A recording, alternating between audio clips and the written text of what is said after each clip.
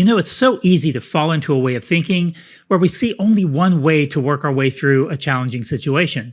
This is especially true in diet culture. The carnivore diet, for example, says to eat nothing but animal-based products. A lot of macro and calorie counters, especially a lot of influencers that we see on social media, think that tracking is the best way to address your food-related problems. Just stick to your calorie target. Easy, right?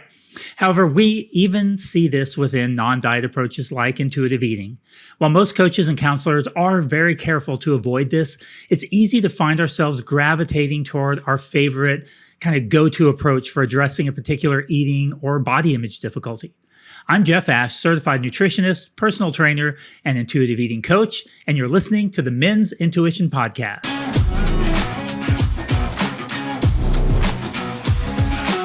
So the other day, I was at the Ninja Gym, which is one of my favorite places to hang out. It's kind of my favorite form of joyful movement. It's definitely a lot of fun. Highly recommended if you ever get the chance to do something like that, or if it looks kind of interesting or fun for you.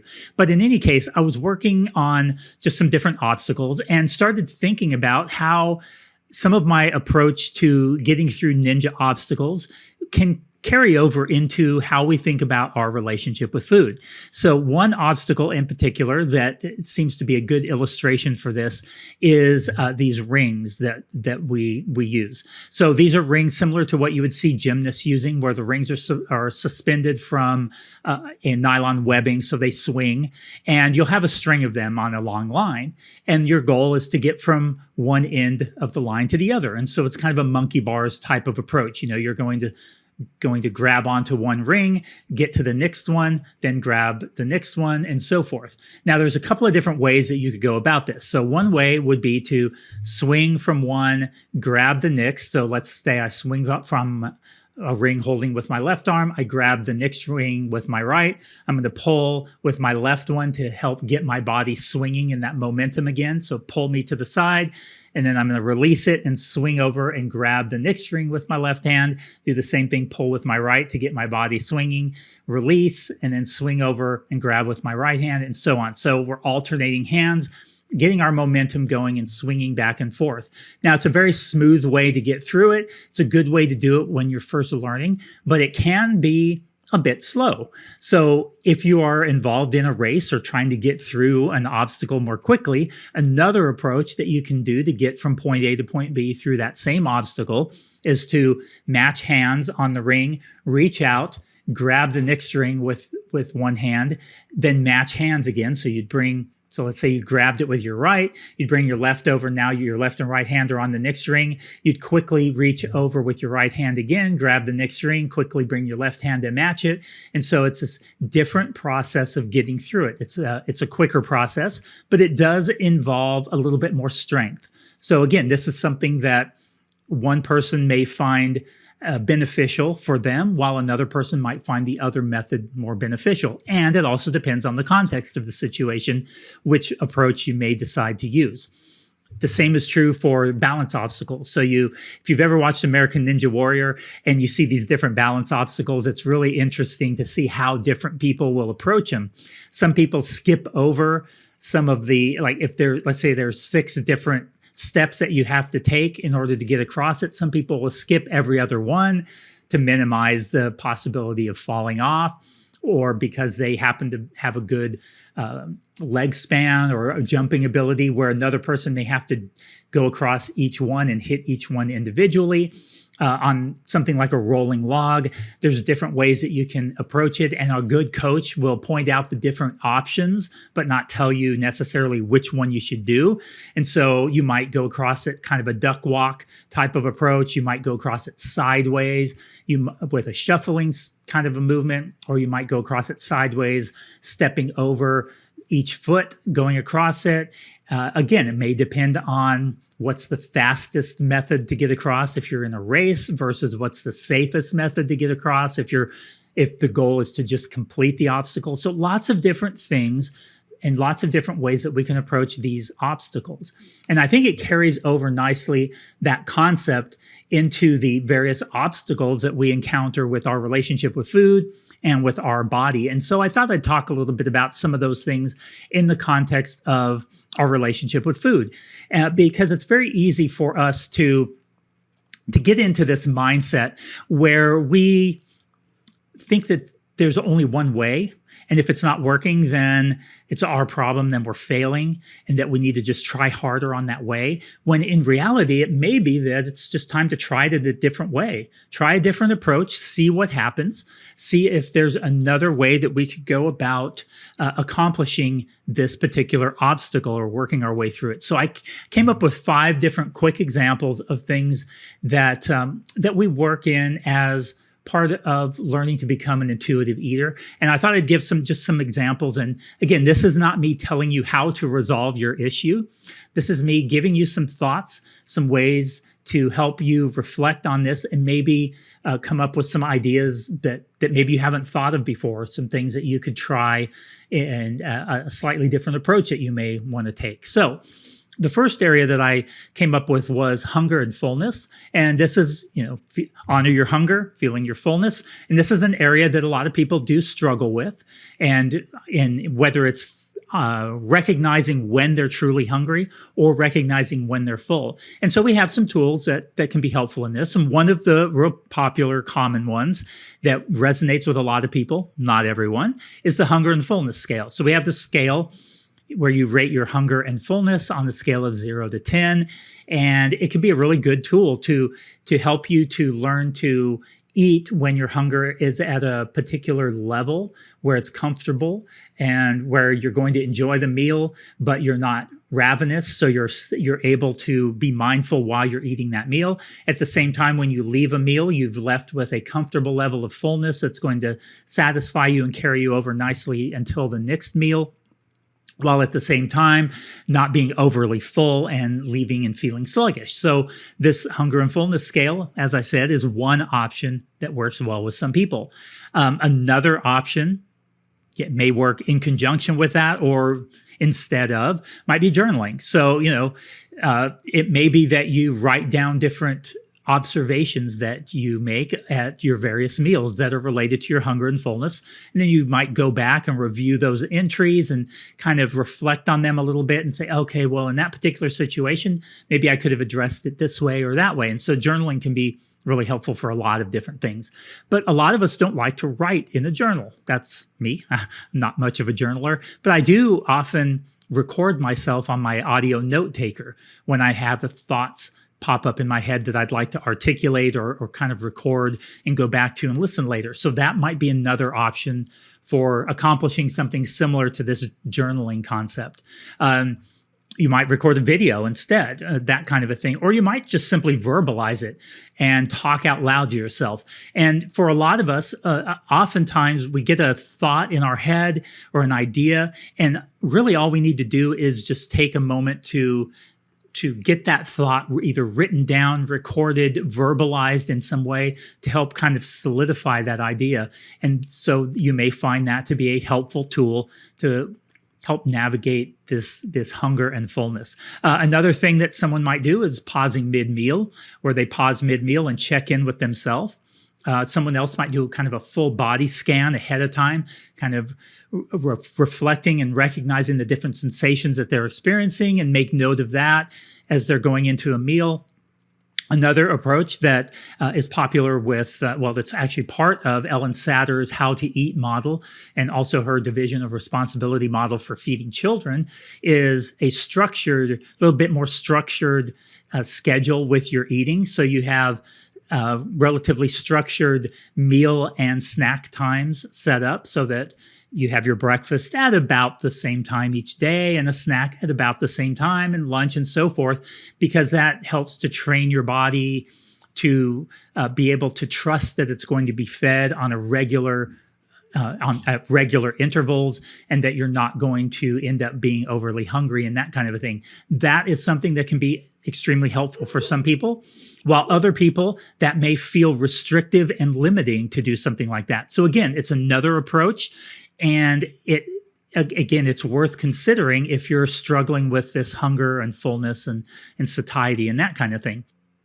And then another area that is important to work on is that unconditional permission to eat, right? But that can be a very challenging obstacle to get to a place where we've made peace with food and where we've given ourselves that unconditional permission to eat any food in any quantity at any time. That's one of the probably more difficult things for a lot of people to work through. But there's different ways to again navigate that area. And it may be that you've heard one way and you think, oh, well, I have to do that. When in reality, there are lots of different ways that we can work through this. So again, thinking in terms of those ninja obstacles that I was talking about, think outside the box if you're struggling with an area and if you're trying something that maybe isn't working for you. So it may be that you were recommended to bring in all of those problematic foods and keep them all in the house and keep your pantry stocked with all of the sweets and all of the things that maybe you have struggled with in the past and binging on those things. And maybe you're finding that just to be overwhelming. You know, that there is no hard and fast rule that you have to do that. Right? Remember that there are lots of different ways. And so for you, it may be that just simply bringing in one of those foods and clearing out the others, but bringing in one of those foods as a starting point, kind of dipping your toes into that area and then getting to where you're feeling more confident and comfortable with that, and then progressively adding in more. So there's lots of different ways that you could go about that. You could do something like systematic habituation, which is where we take a single food and you essentially a single food and a single flavor and a single brand. So it's all exactly the same. And you bring that food in and you eat it, a serving of it with every meal and every snack for a period of time until that habituation process, getting very accustomed to it, get very used to that food, knowing that you can actually stop eating it because you're actually demonstrating to yourself that you're able to do that. That can be another tool that can work for a lot of people. Maybe you're not ready to do that right now, and that's okay. So you might use another approach, but that can be a great way to deal with a single item at a time instead of feeling so overwhelmed by trying to make all foods fit all at the same time. And that can be a great process. So there's lots of different ways to navigate these different areas. And the important thing is that you recognize when you're struggling with one, when one's not working for you right now, so that you can then possibly make a change. Now, I'm not saying to just, if it doesn't work immediately, toss it out, because a lot of these things do take time and practice and some diligence in working through that and trusting the process. But again, if it's becoming overwhelming and it's having a negative effect on you instead of that positive effect, it's worth considering maybe a different approach. Same thing with these ninja obstacles that I've been talking about. All right, so habit changes is another area. There are different ways that we can change different habits in our life. So maybe you use something called habit stacking, where you have a habit in place and you stack other habits on top of that. So you have a habit of, when you walk in the door at home, you immediately put your keys and your wallet down, but then you go to the refrigerator and grab a bottle of water. And so now you start to associate putting your keys and your wallet down with grabbing a bottle of water. You kind of stack these different habits together. Finding things like that can be a great tool for incorporating and working on changing certain habits or adding in new habits that you would like to add into your life. Maybe you start with reminders and an alarm on your phone or a calendar event or something like that. Maybe that would work well for you. Again, doesn't work for everybody, but that might work for you. We might approach a particular habit where the focus is on breaking the habit, or we may approach it where the focus is on replacing the habit with another habit. We might start with the most basic habit, or we might start with a more significant habit. One would be maybe an easy habit to change, but doesn't really have a particularly large effect, but that can build confidence that we know, hey, I can change some of these habits. So we may approach it in that way, or we might start with one that might be somewhat easy, not super easy, but somewhat easy, but with a large effect if we could make a change in that habit, kind of a low-hanging fruit approach. And so that might be the way that we go about it. We might focus our attention on understanding how that habit developed, or we may just focus on changing the habit for right now, and then maybe later go back and exploring how we got there in the first place. So lots of different ways that we can approach changing habits. Again, if whatever method is going to work for you at a given time, and understanding too that as times change, as our life changes, there may be different things that work better at a given moment for us because we have more emotional bandwidth. We may have more mental bandwidth. We may have more time available. We may be sleeping better. This can especially be the case when there's illness involved in a family. Maybe we've had a sick child for a while and things are different. And so we may approach these different situations in different ways based on our current circumstances. In fact, we should approach them taking our current circumstances into account. Talking to friends and family is another one. You may decide to set strong boundaries. You may decide to confront people head on. You may find avoidance to be the best way to navigate those situations for right now. Again, I'm not saying long term that you would necessarily want to do that, but that may be where you're at in your life at the moment. There may be other things where you have to focus your mental and emotional bandwidth for right now. And so that may be how you choose to navigate that situation. Somebody else may be navigating it in a completely different way, but we shouldn't feel like there's only one way to get through these various obstacles. Finding support is another area. And there's lots of different ways that you can go about finding support for your intuitive eating journey. Read books, self-paced video courses. I have one of those available called Equipped to Thrive, so you can check that out.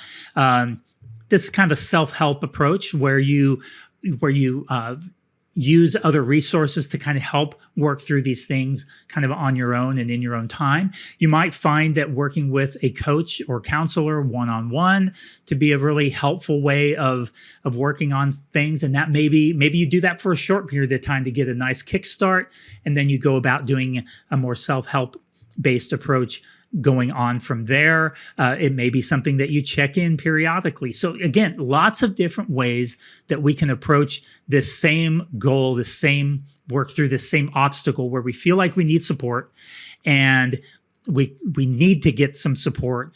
And there's lots of different ways that we can find that support. And maybe it's a group coaching program or an online community. They're all valid and they're all appropriate options in different contexts for different people with different circumstances, whether it be financial, time constraints, emotional constraints, various life circumstances. All of those kinds of things are impacted by that. Now, my whole point in addressing this topic is that I really want to remind you that there's no right or wrong way to go about healing your relationship with food and your body. It's incredibly individual and nuanced. You have specific life experiences that nobody else has been through, these things that will impact what's going to work best for you as an individual.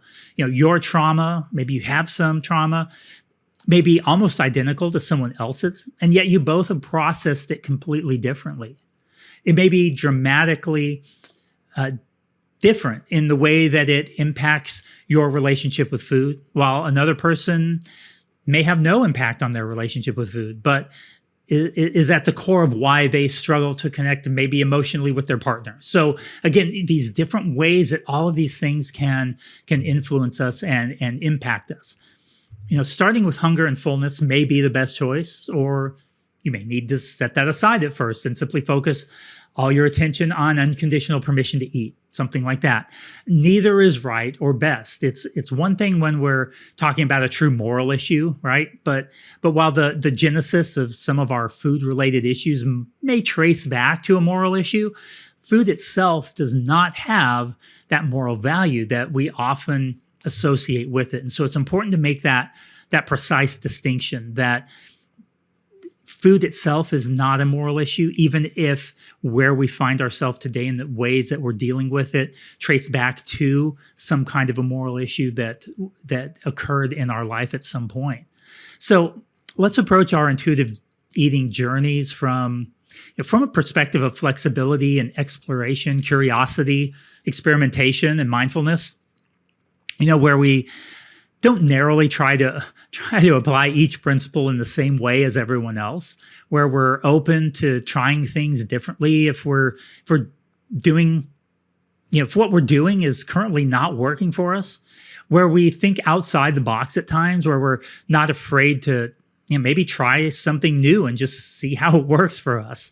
Let me just wrap up by saying that it can be so helpful to have someone in your corner to help you with this process. As a reminder, I do offer one-on-one coaching so that you can have your specific needs addressed privately and directly.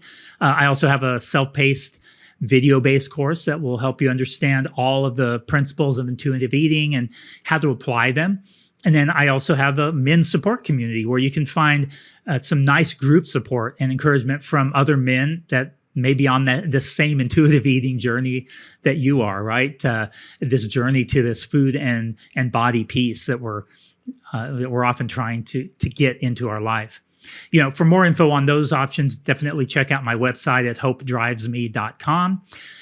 And, as always, remember that how we eat is almost always so much more important than the specifics of what we eat.